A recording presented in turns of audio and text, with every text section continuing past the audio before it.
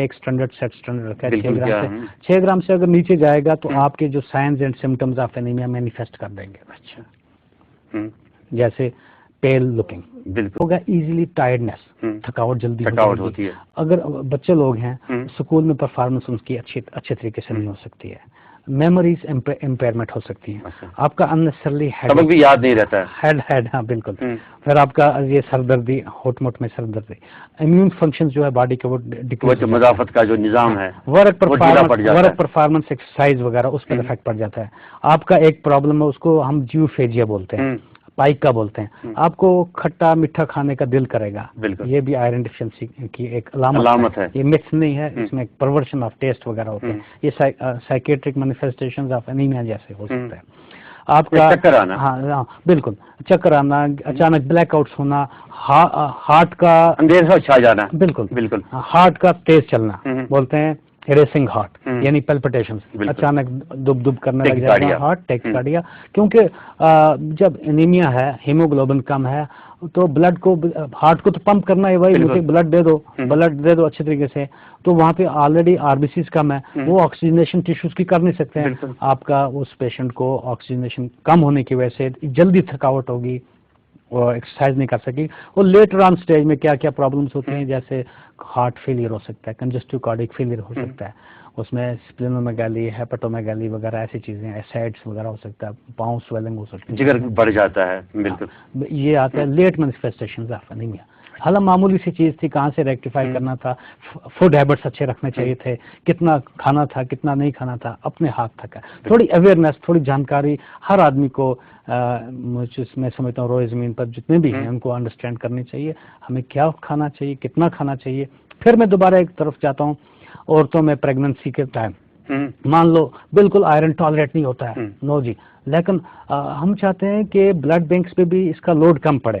پہلے سے by pregnancy کو مینٹین اس طریقے سے ایجوکیشن ایسے کیا جانا چاہیے, how to maintain a normal pregnancy, ہر عورت کو ایجوکیٹ کیا جانا چاہیے. سو اگر ہم فروٹس کے بارے میں دوبارہ میں واپس جاؤں گا, اگر ہم کھجور کا بارے میں آپ نے تو آپ دیکھو, ان کے بولتے ہیں کھجور میں کمپلیٹ فوڈ ویلیو اس میں ہے, ایک متوازن غذا ہے, یہ بیلنس ڈائٹ اس میں بالکل ہے. ہم زیادہ کنسنٹریٹ اپنے ٹاپک کی طرف کریں گے. اگر 100 گرام ڈرائی ڈیٹس آپ کھاؤ گے, آپ کو 8 ملی گرام آپ کو چاہیے, ملتا ہے اس میں. اگر آپ بھائی 100 ملی گرام صبح کھا لو, 100 گرام صبح کھا لو, 100 گرام شام کو کھا لو, آپ کا تو جو آئرن ریکوائرمنٹ چاہیے وہ 16 ملی گرام مل گیا نا آپ کو. مقصد تو پورا ہو گیا, مقصد پورا ہو گیا. سو ان چیزوں کی طرف زیادہ توجہ دیے جانی چاہیے بنسبت کے ڈرگس. اگر ہم آج سے خالی 2 دہائیاں 20 سال پیچھے جائیں گے تو ہم اکثر دیکھتے تھے بڑے بڑے شہروں میں بھی, گاؤں دیہات میں گڑ کا استعمال ہوتا تھا. انڈین جیگری بولتے ہیں اس کو, یہ چیز ریچسٹ سورس آف آئرن.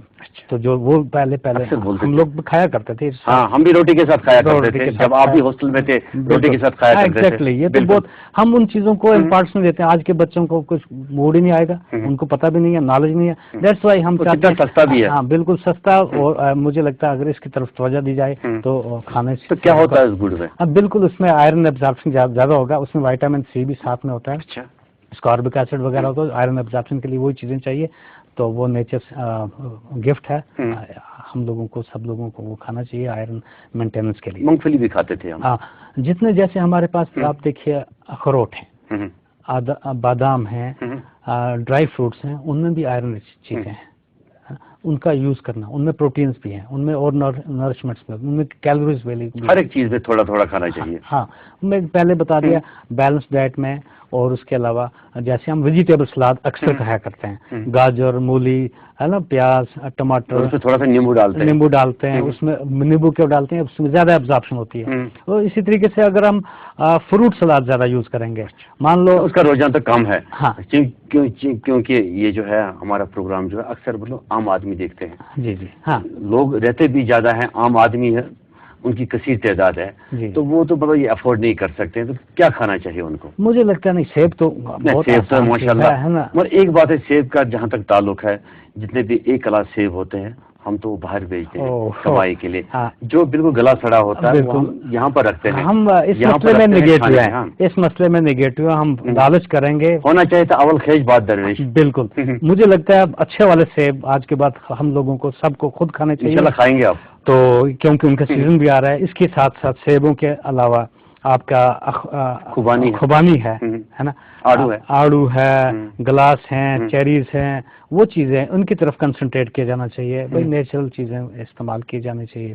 تو ہم تو باقی تو اگر انیمیا جو ہے ٹریٹمنٹ پارٹ یا اس کا میڈیکل جو ٹریٹمنٹ ہے اس کی طرف وہ تو تھوڑا سوفسٹیکیٹڈ ہے اور مینیجیبل چیزیں ہیں. آج تو ہمارے پاس انجیکٹیبل آئرنس اویلیبل ہیں, جیسے آئرن سکروس ہے, اس کا ہم ڈوز کیلکولیٹ کرتے ہیں. ہم اس کا ایک فارمولا رکھا ہے 3.2 into weight in K Gs into hemoglobin, target hemoglobin minus patient hemoglobin plus 1000 iron stores ہوتے ہیں. So iron deficiency anemia diagnose کرنے سے پہلے ہمیں ایک چیز کرنی ہے, آئرن پروفائل دیکھنا ہے. بالکل. ہم اننیسسرلی کسی کو آئرن ڈوز زیادہ تو نہیں دے رہے ہیں, تو اس میں آئرن ٹاکسٹی جو ہوتی ہے وہ خطرناک ہوتی ہے. اب میں بتا دوں گا, اگر آپ آئرن کی بوٹلز گھر میں رکھتے ہیں بھائی, وہ پی لیتا ہے. اگر کوئی چھوٹا بچہ 2 سال کا بچہ پی لیتا ہے, اگر 300 ملی گرام آئرن اگر بچہ پی دیا تو اس کو ڈیتھ ہو سکتی ہے. تو مہربانی کر کے ان ڈھکنوں ان کو ٹائٹ کر کے رکھا کرو. اور اس کے علاوہ بچوں سے دور رکھو. ہاں, بچوں سے دور رکھو. Keep out of reach. کیونکہ اکثر یہ جو دوائیں ہوتی ہیں بڑی میٹھی ہوتی ہے. بچہ جو جاتا ہے پٹ سے جاتا ہے تو وہ وہ پی سکتا ہے, وہ ڈینجرس ہو سکتا ہے. آئرن ٹاکسٹی اس طریقے سے اس کو ہیموکرومیٹوسس ہو سکتا ہے. جیسے ہمارے تھیلیسیمک پیشنٹس ہیں, دیکھیے ان میں ہیموگلوبن مشکل سے ان کا, دیکھو آر بی سیز کا لائف سپان جو ہوتا ہے نارمل 120 ڈیز ہوتی ہے. تو جو تھیلیسیمیا پیشنٹ ہے ان پہ لائف سپان صرف 30 ڈیز ہوتی ہے. 30 دن کے بعد ان کو دوبارہ بلڈ چڑھانا چاہیے. بالکل. ہم ان کو بلڈ کون پرووائڈ کرے گا؟ میں تو یہ سمجھتا ہوں ینگ جنریشن جو ہے یہ چیزیں اگر ان چیزوں کے اوپر اگر یہ چلیں گے, خون اپنا مینٹین رکھیں گے, مان لو ان کو بلڈ چاہیے, ہمارا چڑھائیں گی ضرورت نہیں پڑے گی. نہیں, ان لوگوں کو بچوں کو خون تو چاہیے مگر ڈونرز جو ہیلدی ہونے چاہیے. بالکل. جو آئیں گے بلڈ دیں گے, تو ان کے لیے میرا میسیج ان کے لیے ہے کہ بلڈ ڈونیٹ کریں گے تاکہ ان بچوں کو ہیموگلوبن جو ٹارگٹ ہوتا ہے ان کا 7 گرام سے بھی اوپر نہیں جاتا ہے. ان کا ٹارگٹ بھی ہوتا ہے ہیموگلوبن 10 گرام سے اوپر لانے کی کوشش کرنی ہے, ورنہ ان کی کمپلیکیشنز ہوتی ہیں ان کی اپنے. خاص طور پر ان لوگوں کے لیے, ان ماؤں کے لیے, ان بہنوں کے لیے جن کا مطلب ریسس فیکٹر ہے نگیٹو. عام لہجے میں ہم یہ کہتے ہیں جس کا مطلب بلڈ گروپ اے نگیٹو ہوگا, بی نگیٹو ہوگا, او نگیٹو ہوگا, اے بی نگیٹو ہوگا. جن کا یہ نگیٹو گروپ ہوتا ہے ان کو تو زیادہ ہی خیال رکھنا چاہیے, بالخصوص پریگننسی میں. ہو سکتا ہے خدا نہ خاصا کل کوئی ایکسیڈنٹ ہوگا یا کل خون کی کمی ہوگی, کسی وجہ سے اس کو خون چڑھانے کی ضرورت پڑے گی. پھر ہمیں ریڈیو کے ذریعے, اپنے ٹیلی ویژن کے ذریعے ان کو یہ میسج دینی پڑے, لوگوں کو ریکویسٹ کرنی پڑتی ہے کہ فلاں شخص کو نیگیٹو گروپ کی بہت امپورٹنٹ چیز میں بتاؤں گا. دنیا میں کوئی بھی شخص آپ کو صحت نہیں دے گا, دنیا میں کوئی بھی شخص آپ کو صحت نہیں دے گا. اس کو اٹین اینڈ مینٹین کرنا اپنا فرض ہے, انڈیویجول کا فرض ہے. جب اس کو معلوم ہو گیا کہ مجھے تھوڑی سی یہ پرابلمس ہیں, جلدی انویسٹیگیٹ کرایا, جلدی ڈائگنوز کرا کے جلدی ٹریٹمنٹ سٹارٹ کر دی. تو یہ چیزیں امپارٹنٹ ہیں. انیمیا مینجمنٹ کرنا, ہمارا ہیلدی معاشرہ, ہیلدی لوگ ہونے چاہیے جو والنٹیئر ہوں, جو بلڈ ڈونیٹ کرنے کے لیے آئیں. مان لو کوئی شخص آتا ہے, اس کا ہیموگلوبن ڈونیٹ کرنا چاہتا ہے بلڈ, اس کا ہیموگلوبن دیکھتے ہیں 10 گرام ہے, تو ڈاکٹر صاحبان تو اس کو بولیں گے بھائی ڈیفر کر دیں گے, یو آر ناٹ, جو آپ فٹ ڈونر نہیں ہو. اس کو سائیکالوجیکل کتنا پرابلم ہوگی. اس سے پہلے ہی اس نے ہیموگلوبن مینٹین کرتے رہنا چاہیے. ہر 3 مہینے 6 مہینے کے بعد وہ مینٹین کرتے رہنا چاہیے. ہیموگلوبن دیکھو, چیک اپ کرواتے رہنا چاہیے. اسٹینڈرڈ لیبس ہیں ہمارے پاس, اچھی سے اچھی اسٹینڈرڈ لیبس میں, ان پہ کمپلیٹ انٹرپریٹیشن آ جاتا ہے. تو کہتے ہیں کہ کسی شاعر نے کیا خوب کہا ہے کہ مانا تیری قدرت کے ہیں لاکھوں جلوے, حیران ہوں کہ ان 2 آنکھوں سے کیا کیا دیکھوں. بالکل. کیونکہ خون کا ذکر ہو رہا ہے ڈاکٹر صاحب, خون کا اگر ہم کمپوزیشن دیکھ کے اس میں WBC ہوتی ہے جو پہرے دار ہوتی ہے ہماری باڈی کو, باڈی گارڈ ہے ہماری امیون سسٹم کو ڈیفینڈ کرتی ہے, یا اس میں پلیٹلیٹس ہوتی ہے, RBCs ہوتی ہے, پلازما ہوتا ہے, بہت ساری چیزیں ہوتی ہے. ابھی ہم ذکر کر رہے تھے پلیٹلیٹس کا. اب اگر کسی کو پلیٹلیٹس کی ضرورت پڑی تو ہمیں تو خون تو اس کو دینا ہی دینا پڑے گا، تو اس میں سے ہم کیسے نکال سکتے ہیں؟ ہمارے پاس جیسے تھینکس ٹو ماڈرن ٹیکنالوجی بالکل وی آر لکی، ہمارے پاس آج کو بہت ڈیولپمنٹ ہو چکی ہے، ہمیں بھی ضرورت ہے، ابھی بہت اویئرنیس کی بھی ضرورت ہے. سو پلیٹلیٹ اگر کسی شخص کو کم ہے، 10,000 پلیٹلیٹ ہیں، اس کو پلیٹلیٹس مینٹین کرنے کے لیے کم سے کم 70,000-80,000 ہونے چاہیے. اگر اس کو آپریٹ کرنا ہے 70,000-80,000 چاہیے. سو ہمیں کیا ایسا کرنا ہے، جو نارمل آدمی ہے ہیلدی، اس کو پلیٹلیٹ ڈونر بولتے ہیں. سال میں پلیٹلیٹس مہینے میں 2 دفعہ دے سکتے ہیں، سال میں 24 دفعہ پلیٹلیٹس ڈونیٹ کر سکتے ہیں. وہ تو خالی مطلب پلیٹلیٹس کرتا ہے، آئسولیٹڈ پلیٹلیٹس. پہلے کی طرح نہیں ہے، پہلے کی طرح نہیں، جو پرانا کنسیپٹ تھا، خوب پہلے بلڈ دیا اسی میں سے الگ نکالتے تھے. ہاں اب اس میں سے بھی نکالتے ہیں، اس کو بولتے ہیں سنگل ڈونر پلیٹلیٹس. وہ بلڈ دیا، اس میں سینٹریفیوج کیا، پلیٹلیٹس الگ کر دیے، مگر ایک پوائنٹ سے، ایک بیگ سے آپ کو 3,000 سے 4,000 تک پلیٹلیٹس ملتے ہیں. لیکن وہ دینے پڑیں گے 8 سے 10 یونٹ دینے پڑیں گے، اس میں بہت چاہیے. لیکن یہاں پہ ایک پلیٹلیٹ اگر بیگ دیں گے، اس کو جمبو پلیٹلیٹ بولتے ہیں. اس میں امیڈیٹلی آپ کا 70,000 پلیٹلیٹ کاؤنٹ چڑھ سکتا ہے. سو میں نے آپ کو بتانا چاہتا ہوں کہ پلیٹلیٹ فیریسز ایک چیز ہے جس میں ہیلدی پلیٹلیٹس ڈونیٹ کر کے اونلی پلیٹلیٹس آئسولیٹڈ.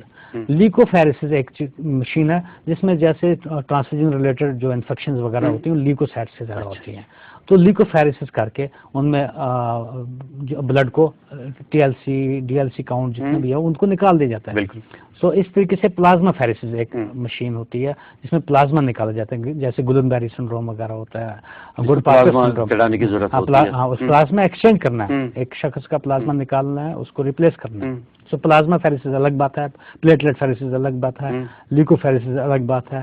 اس طریقے سے ریڈیٹڈ بلڈ دینا الگ بات ہے. تو ڈاکٹر صاحب ایسا اس نتیجے پر پہنچ گئے کہ یہ بہت لمبا موضوع ہے، مطلب جو وقت بڑھتا گیا، نئی ٹیکنالوجی آ گئی، نئی نئی تحقیقیں ہو رہی ہیں، تو اجازت لینے سے پہلے ہم آپ سے کوئی میسیج جو شاید ہم بھول گئے اپنی ناظرین کو دینا چاہتے ہیں. چھوٹی چھوٹی چیزوں کا خیال رکھنا چاہیے. کوئی بھی شخص آپ کو صحت نہیں دے سکتا ہے، اس کو خود مینیج کرنا ہے، اٹینڈ کرنا ہے، اپنا چیک اپ کی دیکھ بھال کرنی ہے. اپنا ہاں بالکل اپنا چیک اپ، صحت گنجے بے قیاس ہے، بالکل اپنا چیک اپ کراتے رہنا چاہیے. میں تو اسٹریس کروں گا، ہمیں اکثر ہم ہر گھر میں، ہر جگہ، ہر گھر میں دیکھنا چاہیے ہمیں آج کا ڈائٹ کا مینو کیا ہے. اگر میں بتا رہا ہوں، اگر میٹروکولیٹ سے اوپر جو بچے ہیں ان کو پتہ ہے کس ڈائٹ میں آئرن ہے، فوڈ ویلیوز پتہ معلوم رکھنی چاہیے کہ اس میں کتنا آئرن ہے، کس میں کتنا پروٹینس ہے، کیا ہمیں کمی ہے. ہاں اس کے علاوہ ہر 2 مہینے بعد کیڑوں کی دوائی کھا لینی چاہیے، اس سے بھی نیوٹریشنل انیمیا ہوتا ہے. اچھا ڈیورم کرنا چاہیے، ڈیورم ہر 2 مہینے کے بعد. کیڑوں کی دوائی کا کوئی سائیڈ افیکٹ نہیں ہوتا ہے. مٹھائی کا سائیڈ افیکٹ ہوگا لیکن کیڑوں کی دوائی کا سائیڈ افیکٹ نہیں ہے. اگر ایک دفعہ آپ کو ڈاکٹر صاحبان اپنا فیملی فزیشین جو بتا دیتا ہے کہ کیڑوں کی دوائی کھانا ہے، میں تو سمجھتا ہوں اس کو نیکسٹ ٹائم پوچھنے کی ضرورت نہیں ہے. ہر 2 مہینے کے بعد کیلنڈر کے مطابق سیلف میڈیکیشن کر سکتے ہیں، اس پہ پرابلم نہیں ہے. وہ سمپل سی دوائی ہے، اس کے میں نے بتا دیا سائیڈ افیکٹ نہیں ہے. سو بیلنس ڈائٹ، زیادہ توجہ دے دو فروٹس کھانے کی طرف، اچھے سے اچھے ورائٹی میں. پین کلر کا استعمال کم کرنا. پین کلر سے پرابلم کیا آتی ہے کہ اس پہ گیسٹرک اریٹیشن ہو سکتی ہے، اور اس میں السر ہو سکتا ہے، بلیڈ ہو سکتا ہے. جب بھی وہ کھانا ہے، کھانے کے بعد کھانا ہے یا اس سے پہلے میں پینٹاپرزال وغیرہ PPI اس کو بولتے ہیں، وہ استعمال کی جانی چاہیے. اور اگر آپ کے ڈینٹل پرابلم ہے تو اپنے ڈینٹل مسوڑوں سے خون آتا ہوگا، وہ بھی ایک کارن ہو سکتا ہے، اس کی طرف بھی دھیان دینے کی ضرورت ہے. ہاں اس کی طرف آپ اپنا CBC کرائیے، ہمیں اس کو انٹرپریٹ کر کے آپ کو پورا گائیڈنس اینڈ سہایتا کریں گے. ڈاکٹر جاوید اقبال خان، آپ کا بہت بہت شکریہ. شکریہ. انشاءاللہ آئندہ آپ کو پھر تکلیف دیں گے، ایک نئے موضوع کے ساتھ آپ کے ساتھ پھر ہم بات چیت کریں گے، نیا موضوع لے کر ہم آئیں گے پھر انشاءاللہ. اس وقت آپ کا بہت بہت شکریہ. السلام علیکم. خدا حافظ. ناظرین، اسی کے ساتھ ٹیک ون ہیلتھ کا آج کا یہ شمارہ اختتام کو پہنچتا ہے. اجازت دیجیے. خدا حافظ.